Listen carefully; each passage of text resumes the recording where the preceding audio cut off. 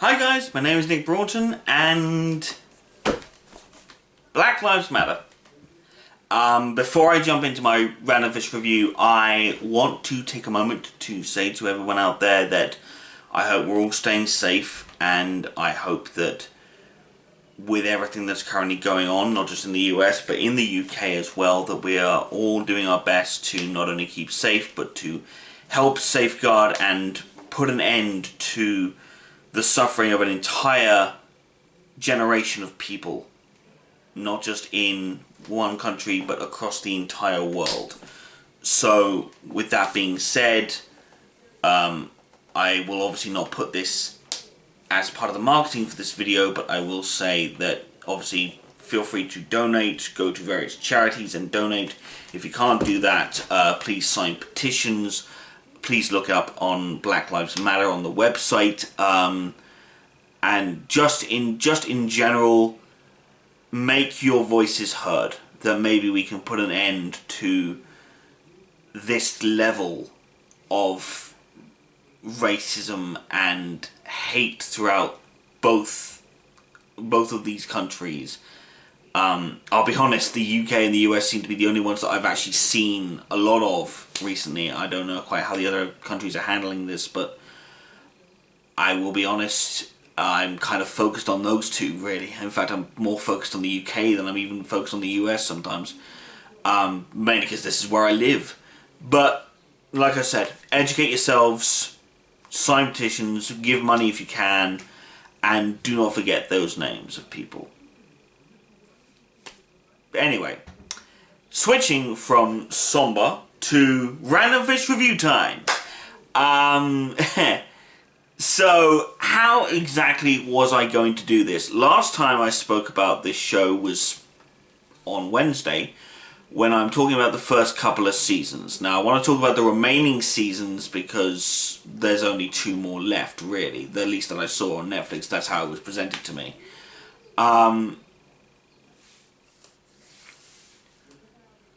Again, I can't call back on any of the stuff previously, like Jace and Clary not being related. But I can make this current pieces of observation.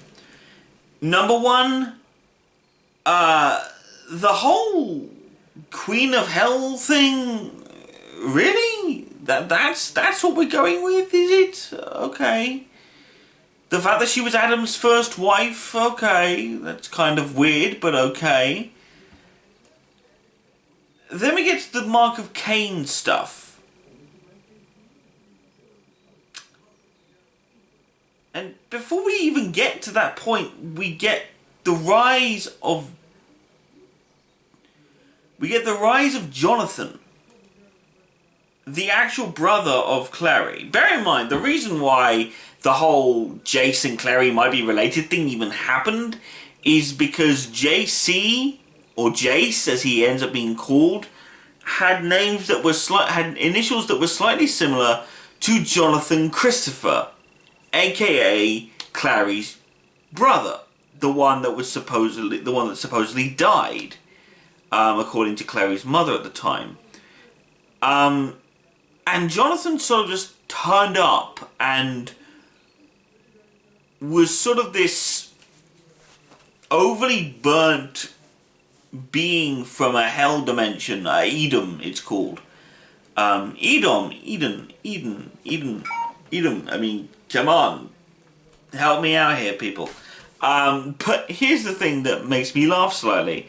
In that he comes back and he's all angry and he's all annoyed and everything else. And he wants to kill Valentine. I keep forgetting this. VM! Ah, you know what? Stuff it. Valentine. I've gone over the hilarity of his name now. Valentine's whole shtick is that at a certain point he was captured and was being kept in a prison by having been taken out by Jace and Clary at another point in time.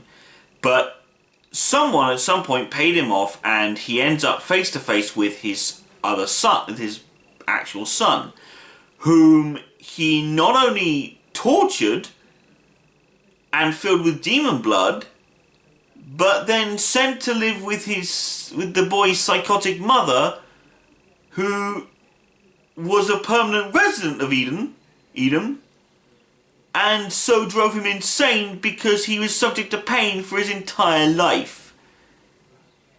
What did you think was going to happen when he came back? Did you think it was going to be all happy families, Mr. Morgenstern? Did you really? Yeah? Okay, well then you're just a moron then, aren't you, huh? You really are just a complete friggin' moron. But let's face it, out of everything else, there's a whole lot of stuff in that show that doesn't overly work. But Jonathan wants to get his dad to like him, to pay attention, to make him understand, and also to make Clary like him, because it's this whole shtick about how he sits there being like, you know, I want my sister to love me, I want my family to love me, because, you know, I was stuck in that hellhole for years and years and years, and now I'm back, and now I just want people to care for me. The problem is, of course, is that he's not really, his real form is scary. And to be honest, the only way to really deal with that would have been to be very honest from the get-go about it. But of course they weren't. Because he stole the identity of another dude. A British dude, to be precise, which, you know, feeds once again into that beautiful American belief that all British people are evil. Which seems to happen a lot over time. Either they're, you know, pure evil, like Jafar or Scar from Disney, or they're sneaky evil, like this, like Jonathan disguised as the Sebastian guy. Yeah, his name's Sebastian. I'm sorry. Every time I hear someone calling him that, just going, you know, his name's Sebastian, I sit there going, really? He doesn't look like he could be capable of singing singing under the sea. Come on. But anyway, so Sebastian wants to kill his dad. He also wants to find the third and final mortal instrument, which, as we discussed in the last video, was the Soul Sword, as well as something else that was mainly a premise of Clary being a part of the Shadow World to begin with, the Mortal Cup. Now, they're trying to find the Mortal Mirror, the third and final one, because apparently if you have all three of them together, you can summon the great angel Raziel. They call him Raziel. The problem is, every time I see that word appear, all I think of is Raziel from Shadow Weaver. I can't call him Raziel. My brain just won't let me. He's Raziel. He is Raziel. Christ. But anyway, they get all of the mortal instruments together. And Valentine attempts to make the wish to destroy and kill all Downworlders because he's a dick. And then Clary does something really stupid. Uses the wish from Raziel herself to resurrect Jace, because, you know, now they're no longer related. They can start sleeping together and hooking up again, which is fine for them. But you know my thoughts on that from the previous video, so I'm just not gonna... I'm not gonna bring that up. So she uses her wish to bring back Jace, and it's all happy, la-di-da-di-da, lably-lably-jubbly. Throughout all of this, another thing that happened was that Jace had to use his blood to bring Simon back from near death, because Valentine slit his throat. As such, you know, nearly killed him, and he had to drink blood in order to heal himself, so he drank Jace's blood. Which is apparently when Jace was growing up, his blood was infused with angelic blood, so when Simon drank his blood, he became a daywalker. What? So he's Blade now? Is that it? Is he going to start hunting vampires and suddenly turn into Wesley Snipes? I don't think so. There's only one Wesley Snipes.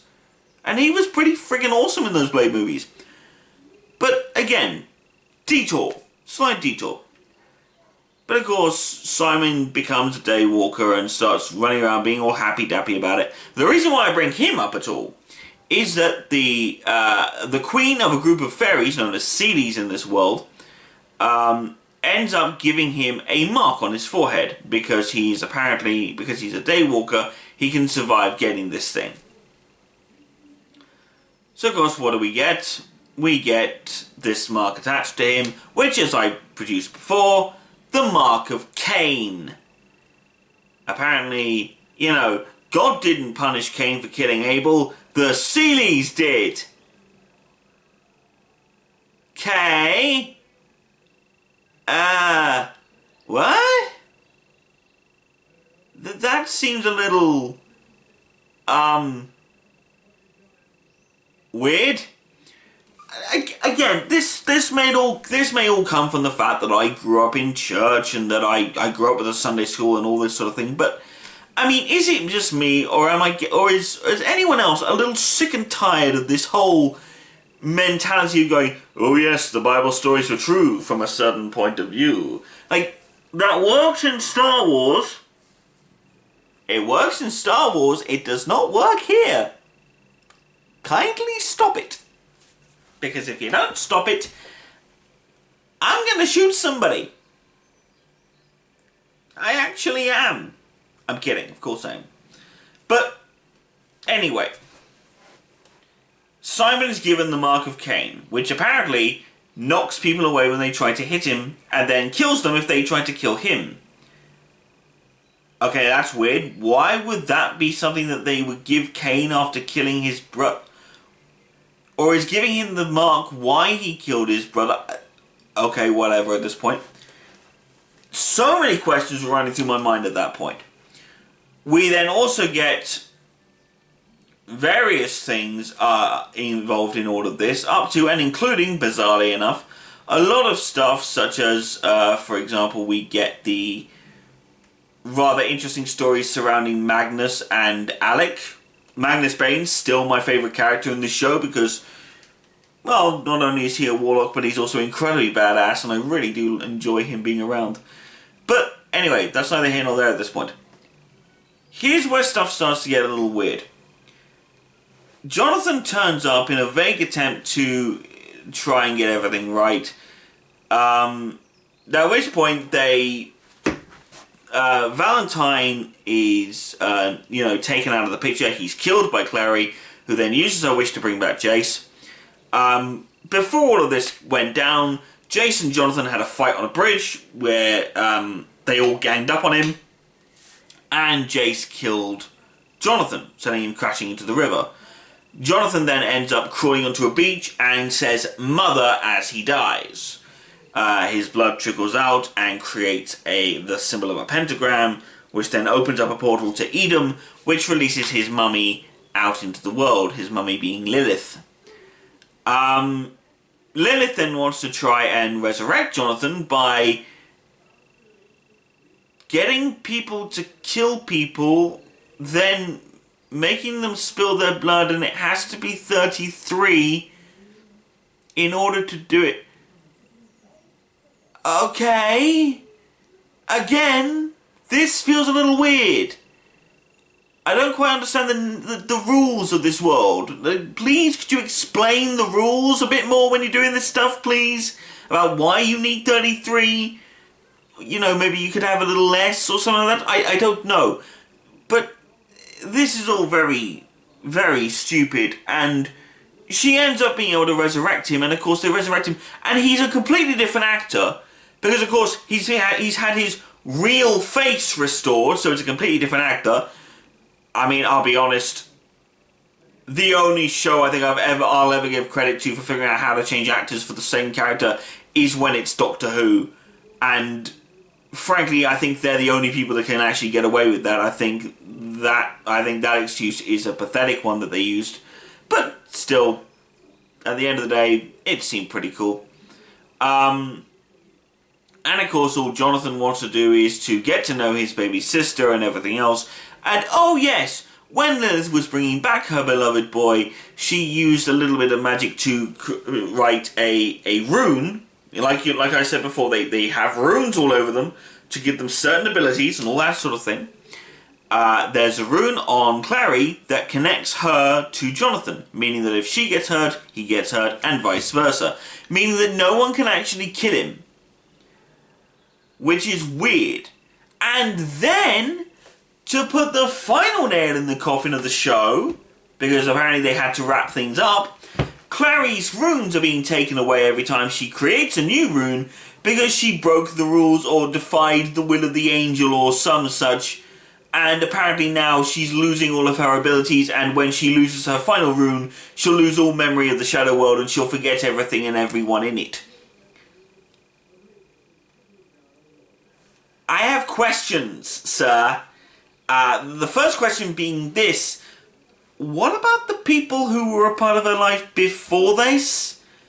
I know there was a whole shtick with Simon at a certain point in the series where he had to tell his mum that he died, or hypnotized her into believing that he died, so that she wouldn't think he was a vampire and trying to hunt him down, but his sister now knows the truth that he's a vampire.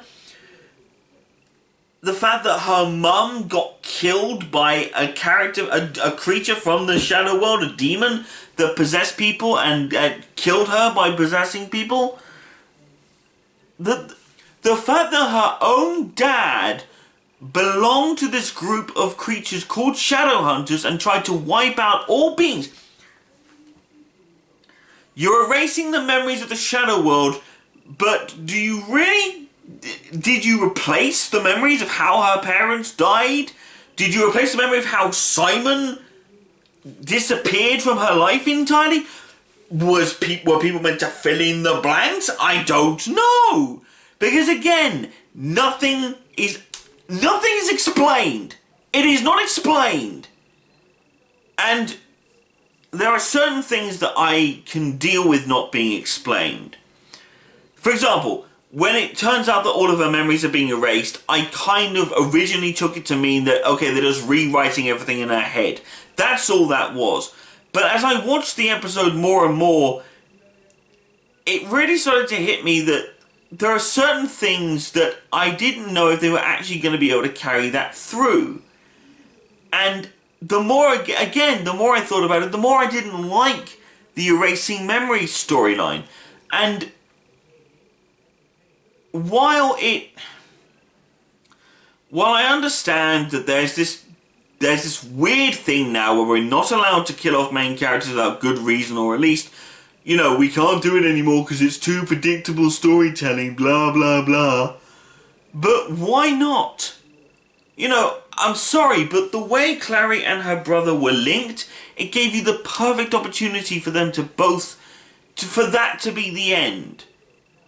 And in the end of the show, we see 1 year later how certain things have happened, and we see Simon training to be a Shadowhunter alongside, you know, with Jace training here and everything else, and they're having a conversation about how Jace is still tracking Clary and still keeping an eye on her. And I'm sorry, you shouldn't have done that. You should have you should have let Clary die with Jonathan. I think that the final confrontation should have been between those two and had Clary and Jonathan both die. Because from that perspective and from that perspective alone, I love that idea. I love that idea entirely of this character existing. I love the idea of that character's story ending that way, so that Jace could legitimately have cause to not only move on, but to have a legit reason to actually move on. In this instance, he goes off to see her, like in a final scene. In the final scenes of the entire show, he goes to an art gallery that she's at, that she's got her paintings in. And she still recognises him, like she still sees him, despite the fact that he's glamoured and she's not meant to see him. And it's this whole, the will of the angels is that their love is strong, and, you know, it's beyond their spite, and blah, blah, blah, and all that stuff. Why? Why do that? Why not just make it so that she dies, and have her maybe appear as an angel? Have them actually sit there and go, she died for this. And she was doing it without, without pissing us off more. You know, everything she did for a reason, blah, blah, blah, blah. We haven't taken away her memories. We're going to give her a much greater reward now that when she dies. Like, that would be great. Have her appear as an angel to Jace at some point, like later on down the line. Have her appear to Jace and Simon and sit there and go, guys, I'm an angel now. It's all great. Go and beat Shadowhunters. It's awesome. Fantastic. End of show. That would be great. You don't do that. Why don't you do that?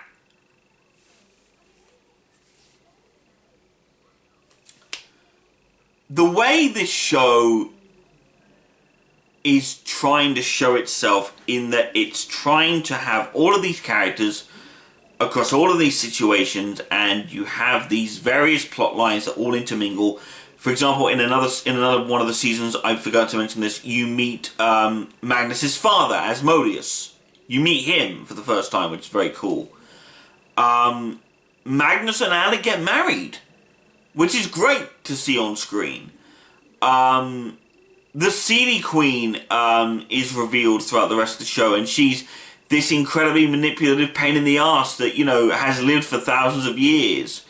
You know, we see more of Maya, who's another werewolf in Luke's pack. Luke then stops running the pack and everything else. Another storyline for another time.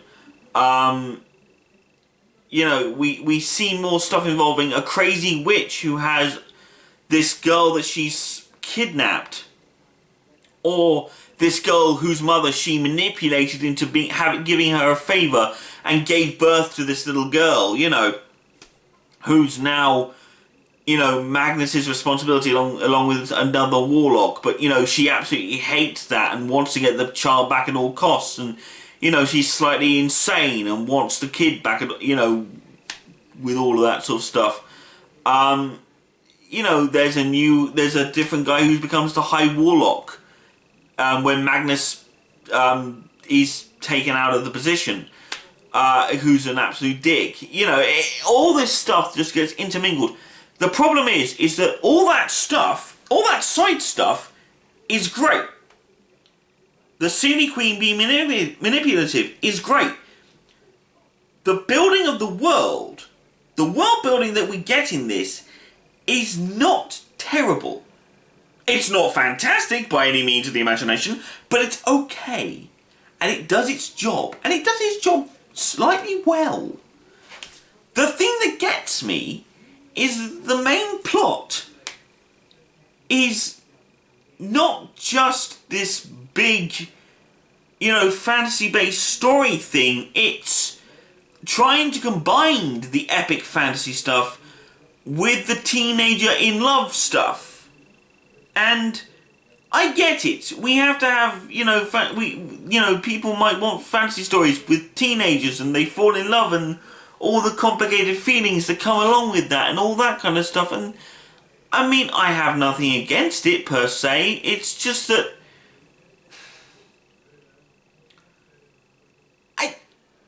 I just wish they'd focused a bit more on the world building and less on that.